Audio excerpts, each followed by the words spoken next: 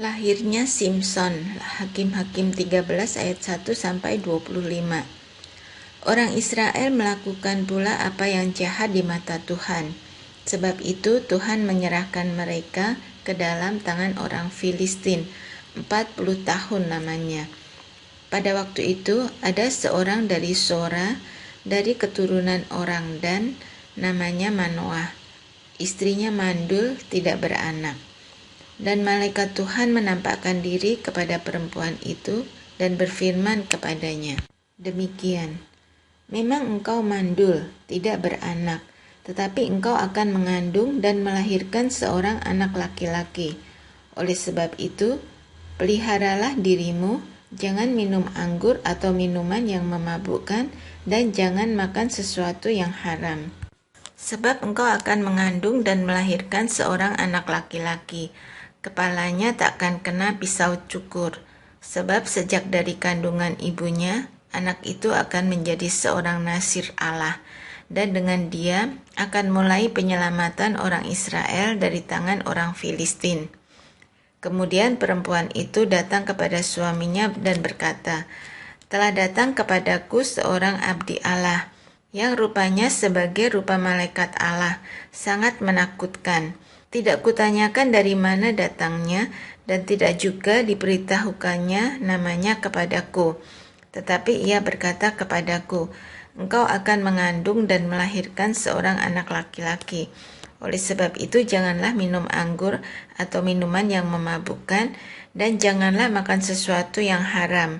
Sebab sejak dari kandungan ibunya sampai pada hari matinya, anak itu akan menjadi seorang nasir Allah." Lalu Manoah memohon kepada Tuhan, katanya, "Ya Tuhan, berilah kiranya abdi Allah yang kau utus itu datang pula kepada kami dan mengajar kami apa yang harus kami perbuat kepada anak yang akan lahir itu." Maka Allah mendengarkan permohonan Manoah, sehingga malaikat Allah datang pula kepada perempuan itu ketika ia duduk di padang dan ketika Manoah suaminya itu tidak ada bersama-sama dengan dia. Kemudian perempuan itu segera berlari memberitahukan kepada suaminya, katanya kepadanya, "Orang yang datang kepadaku baru-baru ini menampakkan diri pula kepadaku." Lalu bangunlah Manoah dan mengikuti istrinya. Setelah sampai kepada orang itu, berkatalah ia kepadanya, "Engkaukah orang yang telah berbicara kepada perempuan ini?" Jawabnya, "Benar." Lalu kata Manoah, "Dan apabila terjadi yang kau ucapkan itu, bagaimanakah nanti cara hidup anak itu dan tingkah lakunya?" Jawab malaikat Tuhan itu kepada Manoah, "Perempuan itu harus memelihara diri terhadap semua yang kukatakan kepadanya. Janganlah ia makan sesuatu yang berasal dari pohon anggur. Anggur atau minuman yang memabukkan tidak boleh diminumnya, dan sesuatu yang haram tidak boleh dimakannya. Ia harus berpegang pada segala yang kuperintahkan kepadanya." Kata Manoah kepada malaikat Tuhan itu, "Perkenankanlah kami menahan engkau di sini, supaya kami mengolah anak kambing bagimu." Tetapi jawab malaikat Tuhan itu kepada Manoah, "Sekalipun engkau menahan aku di sini, hidanganmu itu tidak akan kumakan. Tetapi jika engkau hendak mengolahnya menjadi korban bakaran, persembahkanlah itu kepada Tuhan." Sebab Manoah tidak mengetahui bahwa dia itu malaikat Tuhan. Kemudian berkatalah Manoah kepada malaikat Tuhan itu, "Siapakah namamu? Sebab apabila terjadi yang kau katakan itu, maka kami hendak memuliakan engkau." Tetapi jawab malaikat Tuhan itu kepadanya, "Mengapa engkau juga menanyakan namaku? Bukankah nama itu ajaib?" Sesudah itu Manoah mengambil seekor anak kambing dan korban sajian, lalu mempersembahkannya kepada Tuhan di atas batu. Lalu diperbuatnya keajaiban, sementara Manoah dan istrinya memandanginya. Sedang nyala api itu naik ke langit dari mezbah, maka naiklah malaikat Tuhan dalam nyala api mezbah itu. Ketika Manoah dan istrinya melihat hal itu, sujudlah mereka dengan mukanya sampai ke tanah. Sejak itu malaikat Tuhan tidak lagi menampakkan diri kepada Manoah dan istrinya. Maka tahulah Manoah bahwa dia itu malaikat Tuhan. Berkatalah Manoah kepada istrinya, "Kita pasti mati sebab kita telah melihat Allah." Tetapi jawab istrinya kepadanya, "Seandainya Tuhan hendak membunuh kita, maka tidaklah ia menerima korban bakaran dan korban sajian dari tangan kita, dan tidaklah ia memperlihatkan semuanya itu kepada kita, dan tidaklah ia memperdengarkan hal-hal yang demikian kepada kita pada waktu sekarang ini." Lalu perempuan itu melahirkan seorang anak laki-laki dan memberi nama Simson kepadanya. Anak itu menjadi besar dan Tuhan memberkati dia. Mulailah hatinya digerakkan oleh Roh Tuhan di Mahane dan yang terletak di antara Sora dan Esitaol. Perkawinan Simson dan teka-tekinya. Hakim-Hakim 14 ayat 1-20. Simson pergi ke Timna dan di situ ia melihat seorang gadis Filistin. Ia pulang dan memberitahukan kepada ayahnya dan ibunya, "Di Timna aku melihat seorang gadis Filistin. Tolong ambillah dia menjadi istriku." Tetapi ayahnya dan ibunya berkata kepadanya, "Tidak adakah di antara anak-anak perempuan sanak saudaramu atau di antara seluruh bangsa kita seorang perempuan sehingga engkau pergi mengambil istri dari orang Filistin, orang-orang yang tidak bersunat itu?" Tetapi jawab Simson kepada ayahnya, "Ambillah dia bagiku sebab dia kusukai." Tetapi ayahnya dan ibunya tidak tahu bahwa hal itu daripada Tuhan asalnya, sebab memang Simson harus mencari gara-gara terhadap orang Filistin, karena pada masa itu orang Filistin menguasai orang Israel. Lalu pergilah Simson beserta ayahnya dan ibunya ke Timna. Ketika mereka sampai ke kebun-kebun anggur di Timna, maka seekor singa muda mendatangi Simson dengan mengaum. Pada waktu itu berkuasalah Roh Tuhan atas dia, sehingga singa itu dicabiknya seperti orang mencabik anak kambing, tanpa apa-apa di tangannya, tetapi tidak diceritakannya kepada ayahnya atau ibunya apa yang dilakukannya itu. Maka pergilah ia ke sana, lalu bercakap-cakap dengan perempuan itu, sebab Simson suka kepadanya. Setelah beberapa waktu kembalilah ia ke sana untuk kawin dengan perempuan itu. Dan ketika ia menyimpang dari jalan untuk melihat bangkai singa itu, tampaklah ada kawanan lebah pada kerangka singa itu dan juga madu. Dikeruknya madu itu ke dalam tangannya, dan sambil memakannya ia berjalan terus. Kemudian pergilah ia kepada ayahnya dan ibunya dan memberikannya juga kepada mereka.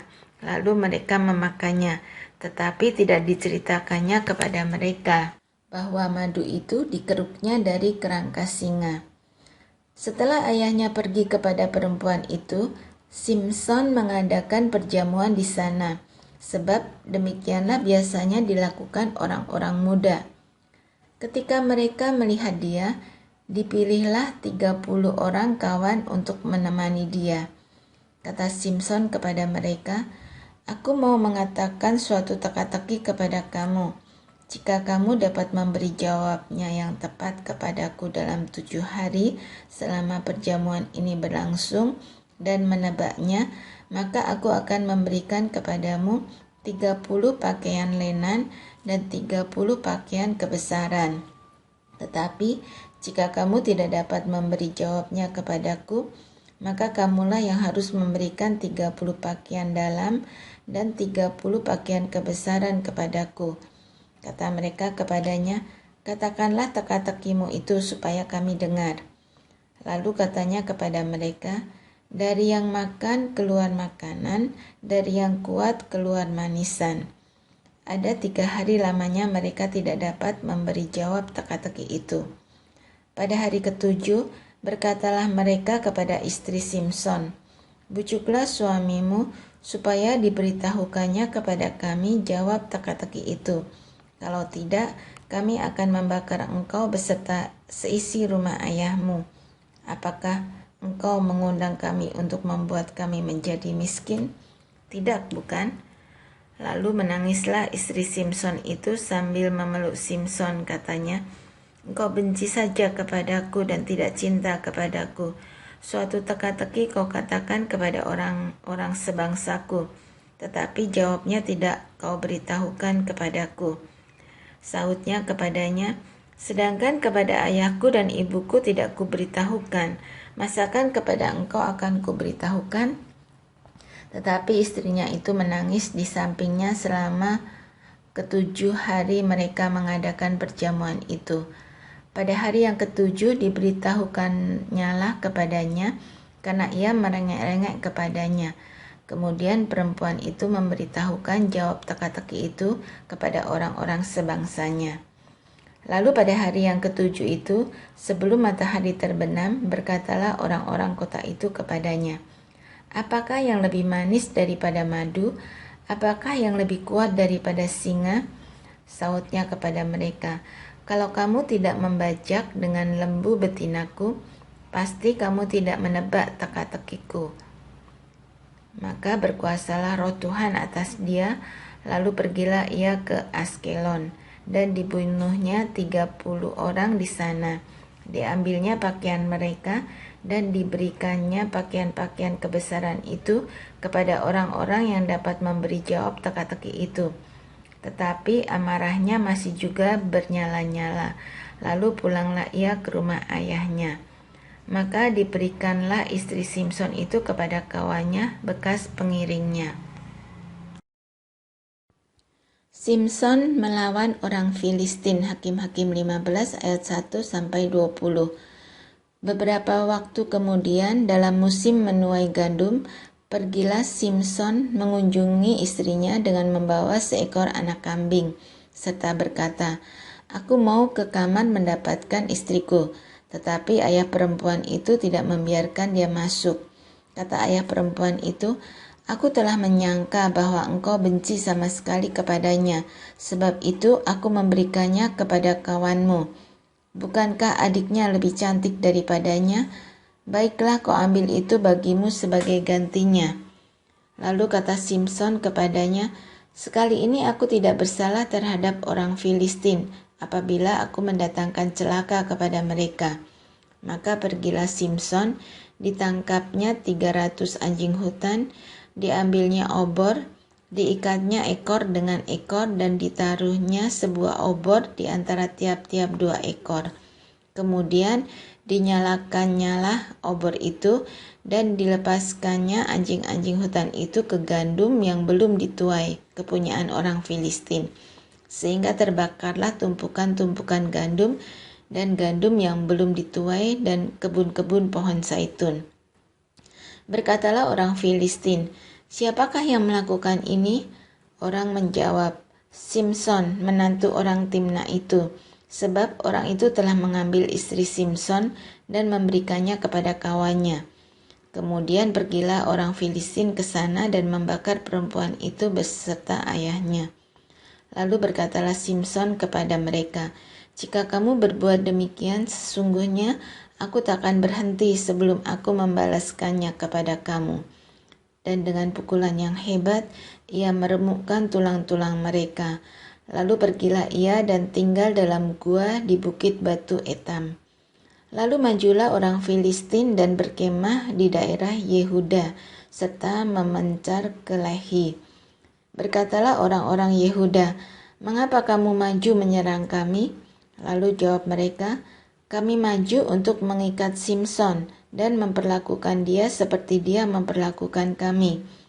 Kemudian turunlah 3.000 orang dari suku Yehuda ke gua di gunung batu Etam dan berkata kepada Simson, tidakkah kau ketahui bahwa orang Filistin berkuasa atas kita? Apakah juga yang telah kau perbuat terhadap kami? Tetapi jawabnya kepada mereka, seperti mereka memperlakukan aku, demikianlah aku memperlakukan mereka. Kata mereka kepadanya, kami datang ke sini untuk mengikat dan menyerahkan engkau ke dalam tangan orang Filistin. Tetapi jawab Simson kepada mereka, "Bersumpahlah kepadaku bahwa kamu sendiri tidak akan menyerang aku." Lalu kata mereka kepadanya, "Tidak, kami hanya mau mengikat engkau dan menyerahkan engkau ke dalam tangan mereka. Tetapi membunuh engkau kami tidak mau."